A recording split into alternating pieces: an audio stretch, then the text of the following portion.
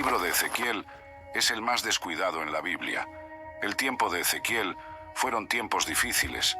Sedecías fue el último rey títere de Judá. Recibió autoridad para gobernar en Jerusalén con apenas un pequeño ejército. La ciudad fue sitiada una vez más, y el ejército de Nabucodonosor capturó a Sedecías. Mataron a cada uno de sus hijos delante de sus ojos, para que él pudiera ver que la línea real había terminado. Entonces le arrancaron los ojos, para que la última cosa que viera fueran sus hijos siendo asesinados. Luego, Nabucodonosor ordenó la destrucción total de Jerusalén. Ezequiel fue llamado a predicar en esa época, a pesar del hecho de estar a miles de kilómetros de distancia de Jerusalén, en la tierra de Babilonia. La música espiritual tradicional, Them Dry Bones, tiene una melodía pegajosa, pero en realidad es sobre un renacimiento en el cementerio. Está basada en la visión de Ezequiel del Valle de los Huesos Secos dada por el Señor. Dios deseaba proporcionar esperanza, desesperadamente necesaria a su pueblo, elegido por causa de su maldad. El Señor permitió que Nabucodonosor entrara y conquistara su tierra. El pueblo se convirtió en cautivo en la exótica y distante tierra de Babilonia. Estaban desanimados. La visión del Valle de los Huesos Secos es principalmente sobre los hijos de Israel, pero también tiene implicaciones prácticas para nuestras propias vidas. Ezequiel, capítulo 37, versículos 1 y 2. La mano del Señor vino sobre mí, y me llevó en el espíritu del Señor, y me colocó en medio del valle, y estaba lleno de huesos. Entonces él me hizo pasar por todos ellos alrededor, y he aquí que había muchos en el valle abierto, y en verdad estaban muy secos. El Señor apareció a Ezequiel en forma de un valle lleno de huesos secos. Dios no cambia la ubicación de Ezequiel, pero le da una vívida sensación interna de que fue llevado a un valle lleno de huesos. La sequedad de ellos indica que estaban allí por un largo periodo de tiempo. Los huesos también sugerían que el valle ya fue habitado, pero no estaba más allí. El Señor quería que la mente y el espíritu de Ezequiel fueran profundamente afectados por la aparente falta de esperanza de la situación. Si no tenemos cuidado, nuestros hogares pueden descomponerse en un montón de huesos secos. Cuanto más ignoramos las reglas familiares de la palabra de Dios, más probable es que se conviertan en un esqueleto. Hasta algunos cristianos que ya anduvieron con el Señor se han convertido en un montón de huesos. Viven de lo que eran, en vez de lo que deberían haber sido. Efesios, capítulo 6, versículos 1 a 4. Hijos, obedezcan a sus padres en el Señor, pues esto es justo. Honra a tu padre y madre, que es el primer mandamiento con promesa, para que todo te vaya bien y vivas mucho tiempo en la tierra. Y ustedes, padres, no provoquen a sus hijos a la ira, pero críenlos en la instrucción y admonición del Señor. Ezequiel, capítulo 37, versículo 3. Y él me dijo: Hijo del hombre, ¿pueden vivir estos huesos? Y yo respondí: Oh Señor Dios, tú lo sabes. Ezequiel respondió a la pregunta de Dios sobre si los huesos eran capaces de sostener vida, afirmando que solo el Señor sabía con certeza. Según Ezequiel, el escenario era imposible. Cuando contemplamos el significado del día, también podemos pensar sobre los tiempos que vendrán. Si deseamos ver un avivamiento, corresponderá al Señor traerlo, así como lo hizo en el tiempo de Ezequiel. Pero Dios es capaz de realizar lo que sea que se proponga. Él es el Dios de lo impensable. Lucas, capítulo 18, versículo 27. Pero él dijo: las cosas que son imposibles para los hombres son posibles para Dios. Ezequiel, capítulo 37, versículos 4 a 8. Entonces él me dijo: profetiza a estos huesos y diles: oh huesos secos, escuchen la palabra del Señor. Así dice el Señor Dios a estos huesos: ciertamente haré entrar el aliento en ustedes, y vivirán. Pondré tendones en ustedes, traeré carne sobre ustedes, los cubriré de piel, y pondré aliento en ustedes, y vivirán. Entonces sabrán que yo soy el Señor. Entonces profeticé como fui ordenado, y mientras yo profetizaba, hubo un ruido, y de repente un crujido, y los huesos se unieron, hueso con hueso. De hecho, mientras yo miraba, Los tendones y la carne vinieron sobre ellos, y la piel los cubrió, pero todavía no había aliento en ellos. Ezequiel fue posteriormente instruido por el Señor a predicar a los huesos que ya habían muerto. Dios estaba mostrando a Ezequiel una verdad crucial que todos necesitamos comprender. La proclamación de la palabra de Dios lleva consigo poder. Hay vida que se encuentra en la Biblia. Ella ofrece vida y fe a aquellos que la reciben. Ezequiel estuvo presente para un evento milagroso. Los huesos comenzaron a fusionarse unos con otros, hueso con hueso. Conforme él observaba, músculos y carne comenzaron a crecer sobre los esqueletos, y pronto sus cuerpos estaban cubiertos de piel. Sin embargo, no eran más que un montón de cuerpos muertos moviéndose de manera ordenada. Hebreos capítulo 4, versículo 12. Porque la palabra de Dios es viva y poderosa, y más afilada que cualquier espada de dos filos, penetrando hasta la división de alma y espíritu, y de juntas y médula, y es discernidora de los pensamientos e intenciones del corazón. Romanos capítulo 10, versículo 17. Entonces la fe viene por oír, y el oír por la palabra de Dios. Ezequiel capítulo 37, versículo 9. También él me dijo: profetiza al aliento, profetiza, hijo del hombre, y di al aliento: así dice el Señor Dios, vengan de los cuatro vientos, oh aliento, y soplen sobre estos muertos para que vivan. Algunas personas creen que el trabajo de Dios se realiza a través de la organización, lo cual no debe subestimarse, pues incluso nuestros propios cuerpos están organizados. Una iglesia puede tener sus asuntos en orden, pero si no tiene aliento en ella, la iglesia no es más que un cuerpo sin vida. Ezequiel fue instruido por Dios a predicar al aliento. La palabra vientos deriva de la palabra hebrea ruach, que puede significar viento, aliento o espíritu. Ezequiel estaba descubriendo que todo lo que las personas logran es en vano, a menos que el Espíritu Santo esté presente. La presencia del divino aliento de vida en nuestra existencia es necesaria de la misma manera que lo fue para Adán. Una persona nace del Espíritu cuando ella nace de nuevo. Dios debe infundir vida espiritual en nuestros propios corazones. Ezequiel presenció un tremendo despliegue de vitalidad a medida que el ejército se levantaba. Génesis capítulo 2, versículo 7.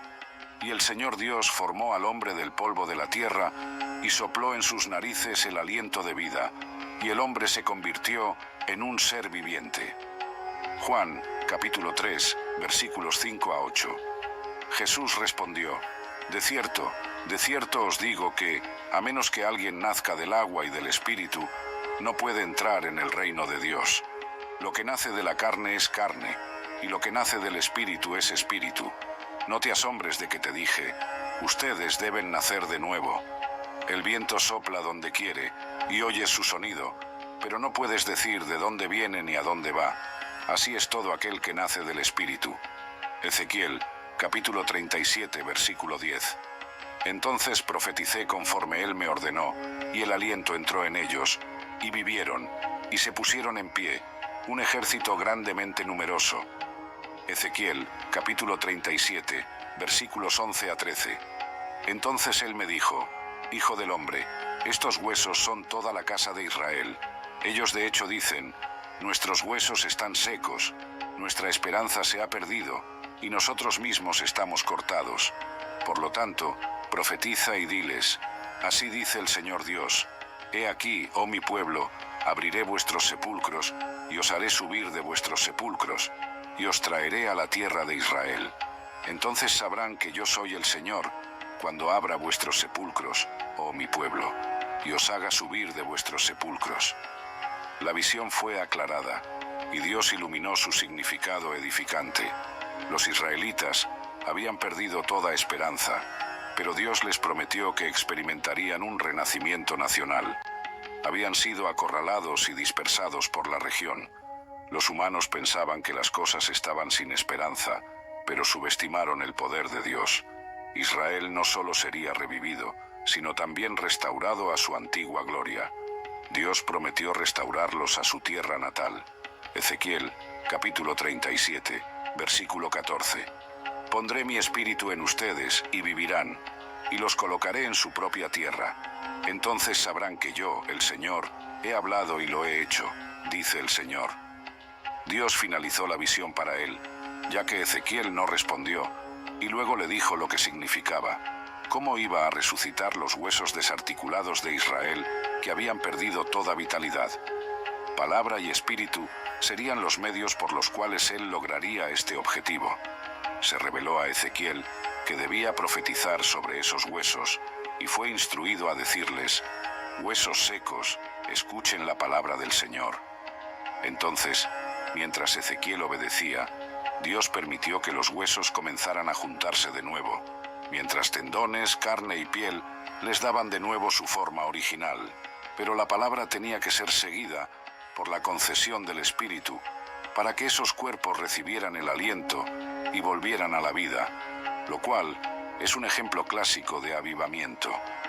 La revitalización espiritual de la Iglesia de Dios en los tiempos modernos es traída a través de la palabra en el Espíritu. Cuando cualquiera de estos elementos falta, el pueblo de Dios es incapaz de tener una experiencia significativa de la presencia de Dios entre ellos. 2 Corintios, capítulo 3, versículos 17 y 18. Ahora bien, el Señor es el Espíritu, y donde está el Espíritu del Señor, allí hay libertad. Pero todos nosotros, con rostro descubierto, reflejando como un espejo la gloria del Señor, somos transformados en la misma imagen, de gloria en gloria, como por el Espíritu del Señor.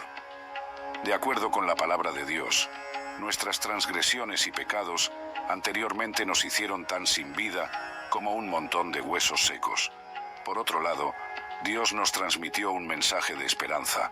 Cuando reconocemos a Jesucristo como nuestro Señor y Salvador, Él nos vivificó o trajo de vuelta a la vida.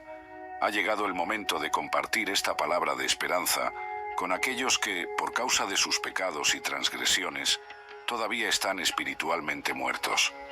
Si difundimos la palabra y tenemos en mente que dependemos del Espíritu Santo para fuerza y orientación, podríamos observar un avivamiento en un sepulcro. Efesios capítulo 2 versículo 1.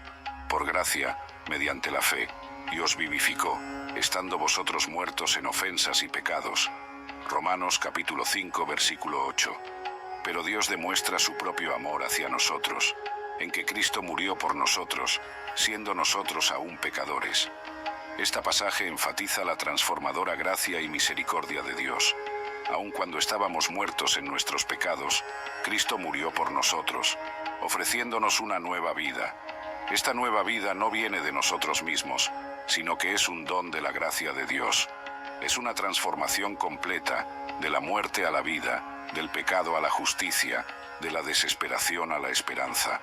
El mensaje esencial de estos versículos es que la fe en Cristo no es solo una creencia intelectual, sino una transformación vivificante que nos lleva del estado de muerte espiritual a una nueva vida en Cristo. Esta nueva vida se caracteriza por el amor, la gracia y la verdad que emanan de la fe en Jesús. A través de esa fe, somos llamados a vivir de acuerdo con los principios y valores del reino de Dios, reflejando su luz y su verdad en un mundo a menudo marcado por la oscuridad y la desesperanza. Por lo tanto, así como los huesos secos en la visión de Ezequiel recibieron vida a través de la palabra de Dios y del aliento del Espíritu, también nosotros somos llamados a una nueva vida a través de la palabra de Cristo y del Espíritu Santo. Esta nueva vida no es solo una promesa para el futuro, sino una realidad presente que experimentamos cada día en nuestra caminata con Dios. Nos capacita para enfrentar los desafíos de la vida con fe, esperanza y amor, sabiendo que en Cristo somos más que vencedores. La visión de Ezequiel de los huesos secos habla profundamente sobre restauración y renovación. Así como Dios prometió traer vida a los huesos secos y restaurar a Israel, Él también promete renovar nuestras vidas espiritualmente. Esta promesa de restauración no se limita solo al pueblo de Israel, sino que se extiende a todos los que buscan a Dios. Jeremías capítulo 31, versículos 3 y 4 dice: «De lejos el Señor me apareció diciendo, con amor eterno te he amado. Por eso, con benignidad te he atraído. Aún te edificaré, y serás edificada, oh Virgen de Israel. Aún serás adornada con tus tamborines, y saldrás en la danza de los que se alegran. Este versículo refleja la continua fidelidad y amor de Dios, y su promesa de restauración no solo física, sino también espiritual y emocional. Además, en el Nuevo Testamento, la idea de renovación y restauración continúa siendo un tema central. En 2 Corintios, capítulo 5, versículo 17, leemos: Por lo tanto, si alguien está en Cristo, nueva criatura es. Lo viejo ha pasado. He aquí, todo se ha hecho nuevo. Este versículo nos recuerda que en Cristo somos transformados y renovados, dejando atrás la vieja vida de pecado y comenzando una nueva vida en justicia y verdad. Esta transformación es posible a través del Espíritu Santo, que nos da vida nueva y nos capacita para vivir de acuerdo con la voluntad de Dios. Romanos capítulo 8, versículos 10 y 11, afirma: Y si Cristo está en vosotros, el cuerpo está muerto a causa del pecado, pero el Espíritu es vida a causa de la justicia. Y si el Espíritu de aquel que resucitó a Jesús de entre los muertos habita en vosotros, aquel que resucitó a Cristo de entre los muertos también vivificará vuestros cuerpos mortales por su Espíritu que habita en vosotros. Por lo tanto, el mensaje de Ezequiel y la promesa de Dios de restauración y renovación son relevantes para nosotros hoy. Son un recordatorio del amor inquebrantable de Dios y de su capacidad para traer vida donde hay muerte, esperanza donde hay desesperación y renovación donde hay destrucción. En Cristo estamos invitados a experimentar esta renovación y a vivir una vida que refleja la gloria y la bondad de Dios. Isaías capítulo 43, versículos 18 a 19 dice: No os acordéis de las cosas pasadas, ni consideréis las antiguas. He aquí, hago algo nuevo, ahora saldrá a la luz, ¿no lo percibiréis? Haré un camino en el desierto y ríos en el yermo. Dios nos está llamando a no aferrarnos a nuestro pasado, sino a mirar hacia adelante, hacia lo nuevo que Él está haciendo. Incluso en los desiertos de nuestras vidas, Dios promete hacer que los ríos fluyan, un signo de vida y esperanza en medio de la desolación. La cruz de Cristo es el punto culminante de este mensaje de renovación y transformación. En Colosenses, capítulo 2, versículos 13 y 14, leemos: Y a vosotros, estando muertos en vuestros delitos y en la incircuncisión de vuestra carne, os vivificó juntamente con Él, perdonándoos todos los delitos, y habiendo cancelado el documento de deuda que había contra nosotros en sus ordenanzas, lo cual nos era contrario, lo quitó de en medio de nosotros, clavándolo en la cruz. Este pasaje destaca la magnitud de lo que Jesús realizó. Él no solo perdonó nuestros pecados, sino que también eliminó completamente la deuda que teníamos con Dios, clavándola en la cruz. La resurrección de Cristo es la prueba final de la capacidad de Dios para traer vida donde había muerte. En 1 Corintios, capítulo 15, versículo 22, Pablo escribe: Porque así como en Adán todos mueren, así también en Cristo todos serán vivificados. La resurrección de Cristo no es solo un evento histórico, es la garantía de nuestra propia resurrección y renovación. Así como los huesos secos de Ezequiel fueron reunidos y revividos, nosotros también, en Cristo, somos reunidos y traídos a la nueva vida. Este mensaje de renovación y esperanza es particularmente relevante en tiempos de dificultad y desesperación. Nos recuerda que, no importa cuán desoladora sea la situación, Dios tiene el poder de transformar y revivir. En medio de las adversidades, podemos aferrarnos a la promesa de que Dios está trabajando para hacer algo nuevo en nuestras vidas.